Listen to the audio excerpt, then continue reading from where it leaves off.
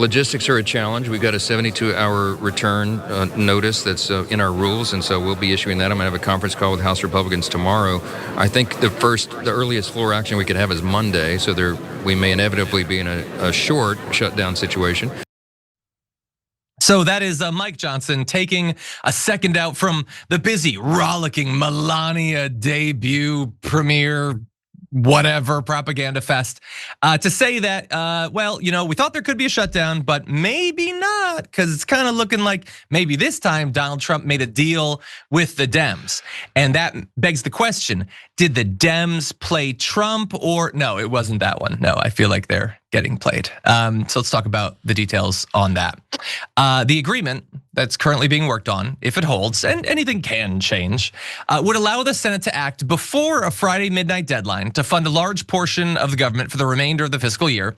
It would also provide 2 weeks of funding for DHS while lawmakers and White House officials negotiate over Democrats' demands to rein in federal immigration agents. Rein in is a term that the New York Times is using. I don't consider it reining in, even if they get everything they ask for.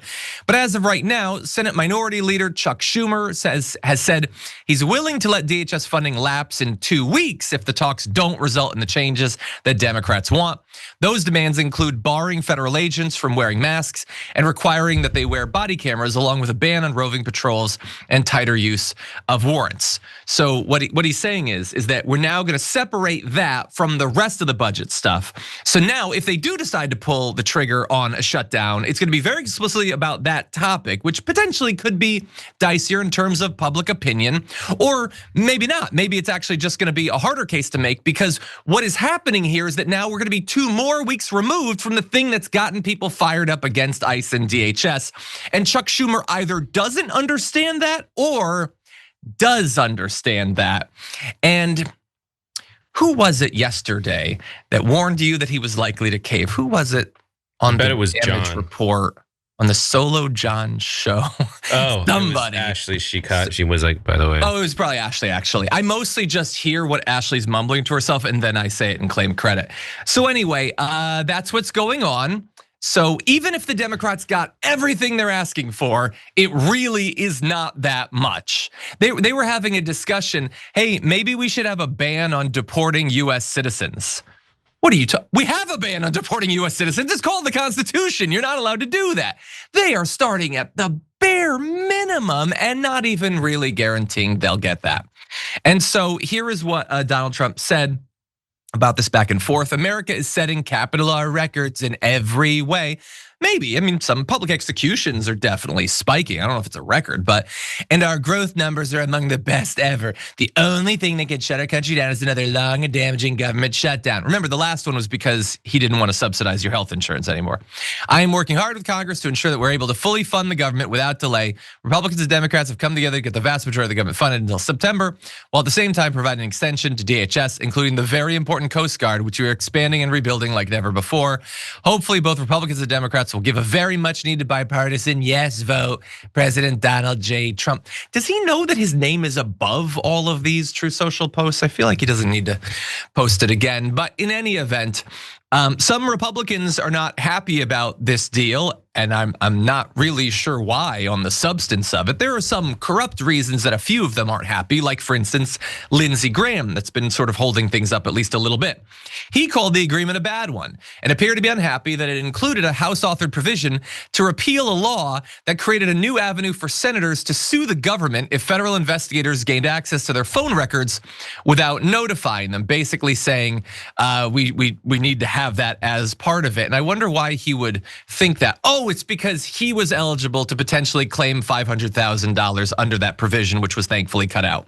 So he is basically just saying, he's not actually gonna tank the thing, but I'm threatening to tank the thing unless I get to take $500,000 in taxpayer funds.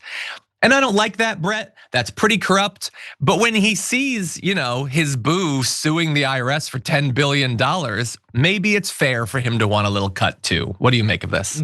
Do senators think they have too difficult a time enriching themselves by virtue of their position in government? Is that the problem here? Are senators too poor? Is Trump too poor? I think they're upset that like they're not as good at corruption as Trump is. And that's just a general observation I've had recently. A lot of people who are saying like the government is corrupt also say we should have a businessman run the government. But what they don't realize is all they're advocating for is to remove the middleman between the corruption. You're having a business, so the businessman shows up and is like, oh, I'm gonna get every major network to pay me millions of dollars. I'm gonna have Bezos pad my, wallet with tens of millions of dollars. Yeah. And then there's Lindsey Graham be like, oh, I wish I could do it when I know I'm advocating for us to violate every citizen's privacy, but if ours is violated, I should get $500,000. Yeah. Anyways, but that's so far from what we're talking about here. It's just something that's annoying. Also annoying is like, where are you, Mike Johnson? Sorry, we're gonna shut down the government. I'm here at this movie premiere.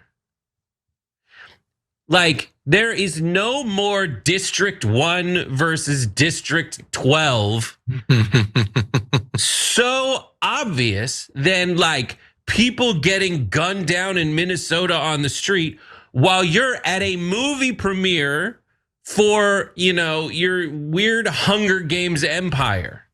Yeah. I don't think that's true. I mean, this is bad. But like, what was it, a week ago that they had that weird Mar-a-Lago party where they were all wearing animal masks? That was insane. That was pretty creepy. I write about animals, and even I thought that was a little bit suspicious. Anyway, so yeah, right now we're apparently getting nothing. America turning against ICE. More people now saying it should be abolished than not. And so far we're getting nothing. And maybe in 2 weeks. No, we're not getting anything in 2 weeks. Chuck Schumer's not gonna notch a W in 2 weeks. They'll get like a formality saying no more roving gangs, and the roving gangs will continue, and that will be literally it. They're not gonna take their masks off or whatever. By the way, there was an LA sheriff or whatever who just did an interview saying he's not gonna enforce the new California law stopping ICE from being masked. He's siding with the fascists and saying, no, we're just not going to do that.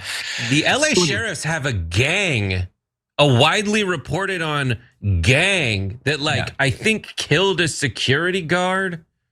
Yeah, there's been some great reporting on that.